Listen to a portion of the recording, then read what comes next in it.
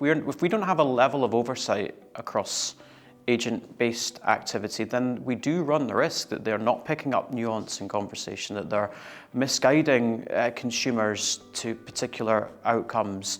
We run the risk that they may not be considering historic conversations, they may not be aware of vulnerabilities or concerns that customers quite rightly have. So we need to make sure that the level of oversight is really focusing on mitigating some of the risks that can appear here.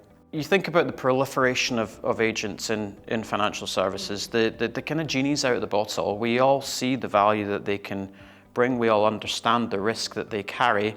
We need to find a way of making sure we can look deeply at all these interactions, and we can look at these interactions in real time. The challenge is doing that in a traditional 3 lines of defense model is really hard because you have finite resource, you have potentially, I guess not a kind of per view, a full view of all the risks you might need to be looking at. There's an operating model that's been in place to sort of validate human-to-human conversations rather than agent-to-human or even agent-to-agent. So the whole operating model gets put under significant challenge when you think about how do we apply real-time assurance across agent-based behaviour.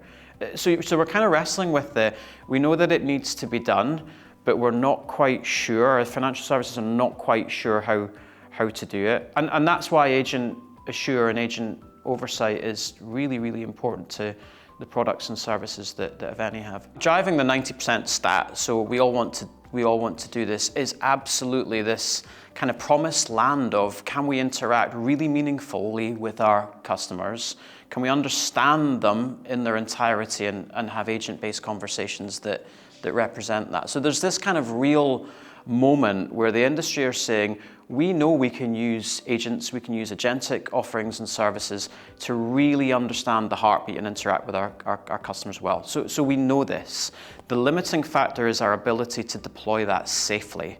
So the reason only, I think 10, 11% are deploying is because they haven't quite yet grasped the ability to do so safely and securely, recognizing and mitigating all of the risks that come with safe agent deployment. So there's this kind of dilemma in the industry right now where we see financial services firms wanting to do it and pioneering some amazing ways in which to do it, but then just pausing for breath to make sure that all the controls are in place before deploying. So this is again the place where Agent Assure is playing. So helping break that impasse, we can help you get those agents into the hands of consumers safely and responsibly, and therefore free up the sort of pent-up demand to put them into the marketplace.